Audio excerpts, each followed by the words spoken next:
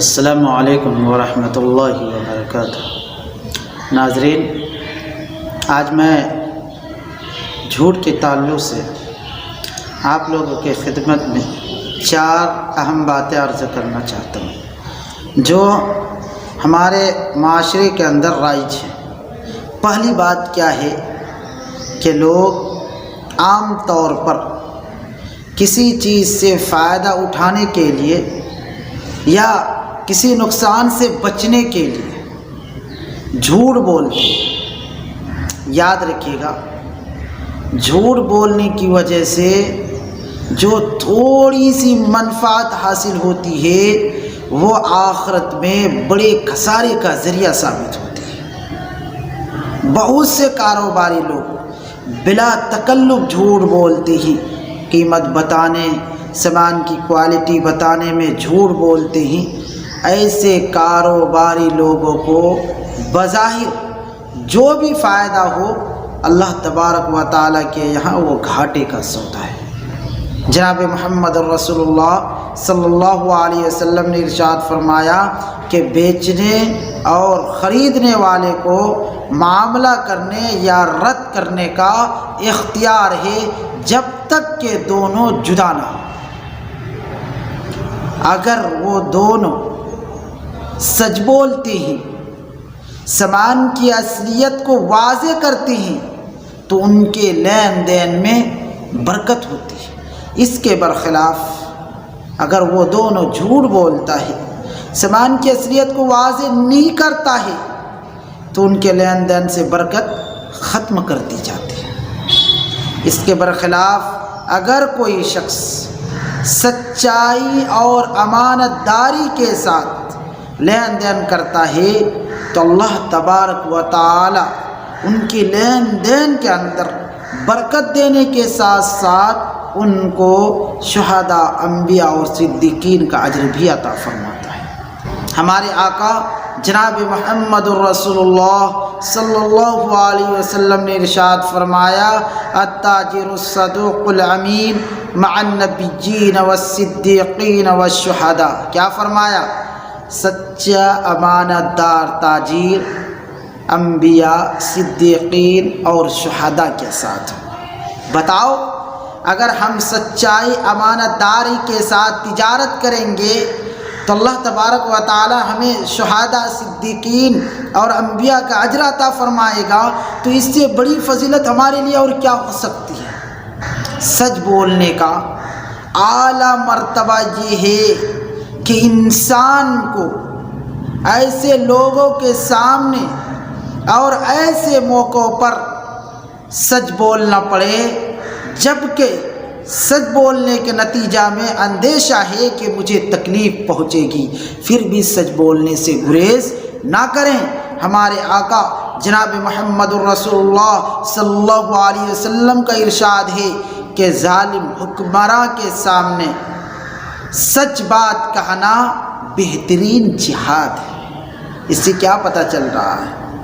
ہمیں تکلیف پہنچے چلے گا، لیکن ہمیں ہر حال میں سچ باتیں کرنی چاہیے۔ تو پہلی بات جو ہے کہ ہمیں تجارت کے درمیان سچائی اور امانت داری کے ساتھ باتیں کرنی چاہیے، اور اگر آپ سچائی اور امانت داری کے ساتھ تجارت کریں گے تو اللہ رب العزت آپ کے لین دین میں برکت دینے کے ساتھ ساتھ آپ کو صدیقین، شہداء کا اجر بھی عطا کرے گا۔ اس سے بڑی فضیلت کی اور کوئی بات نہیں ہو سکتی ہے۔ دوسری بات، جھوٹ بولنا جتنا بڑا گناہ ہے اس سے بڑا گناہ جھوٹی قسم کھانا ہے۔ کیا ہے؟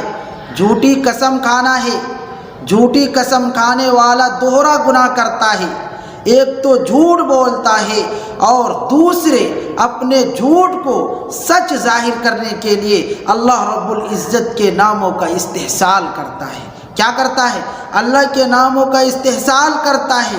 یاد رکھنا، جھوٹ بولنا کافروں کا شیبہ ہے، اور جو شخص جھوٹی قسم کھاتا ہے اس کو سزا بھی دوگنی دی جائے گی۔ اللہ تبارک و تعالی سورہ نحل آیت نمبر 105 میں ارشاد فرماتے ہیں، انما یفتری الکذب الذین لا یؤمنون بآیات اللہ واولئک هم الکاذبون۔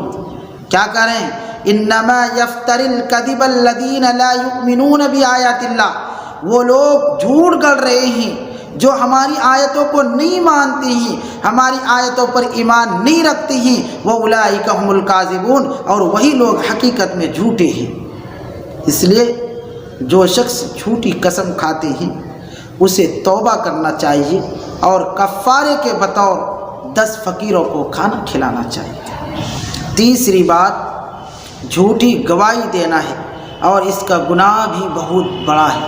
کیوں کہ وہ شخص محض ایک جھوٹ بولنے کا ہی گناہ نہیں کرتا ہے، بلکہ وہ دوسرے انسان کا حق پامال کرتا ہے، اس لیے اس کا گناہ بھی بہت ہی بڑا ہے۔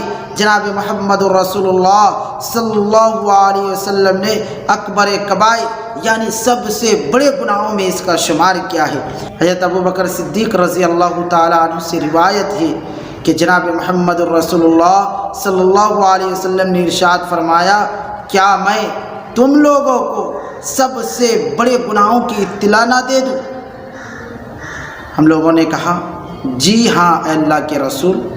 تو آپ صلی اللہ علیہ وسلم نے فرمایا، اللہ کے ساتھ کسی کو شریک کرنا، والدین کی نافرمانی کرنا، کسی کا ناحق قتل کرنا۔ راوی کہتے ہیں کہ آپ صلی اللہ علیہ وسلم ٹیک لگائے ہوئے تھے، سنبھل کر بیٹھ گئے اور فرمایا، سنو، جھوٹی گواہی دینا، جھوٹی گواہی دینا۔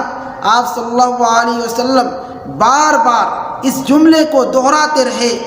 حضرت ابوبکر صدیق رضی اللہ تعالیٰ عنہ فرماتے ہیں کہ ہم نے جی میں کہا کہ کاش آپ صلی اللہ علیہ وسلم خاموش ہو جاتے۔ بتاؤ، آج کل ہمارے عدالتوں میں پیشہ ور گواہ پیسہ دے کر حاصل کیے جاتے ہیں، جو سنگین قسم کا جرم ہے۔ اللہ ہم سب کو جھوٹی گواہی دینے سے محفوظ رکھے۔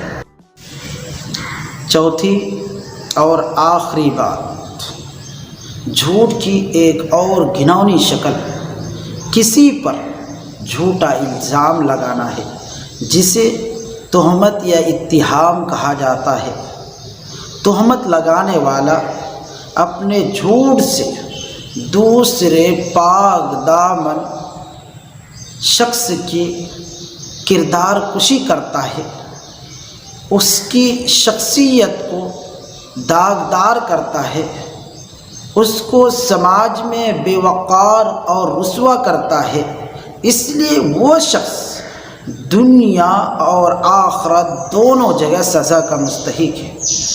کوئی شخص کسی پاک دامن مرد یا عورت پر بلا ثبوت بدکاری کا الزام لگائے، اس کے لیے شریعت نے 80 کوڑے کی سزا مقرر کر رکھی۔ اللہ تبارک و تعالی سورہ نور آیت نمبر 4 میں ارشاد فرماتے ہیں، والذین یرمون المحصنات، اور جو لوگ پاک دامن عورتوں پر تہمت لگائے، ثم لم یأتوا بأربعة شہداء، پھر 4 گواہ نہ لائے، تو اللہ تبارک و تعالیٰ نے ان کے لیے کیا سزا مقرر کی ہے؟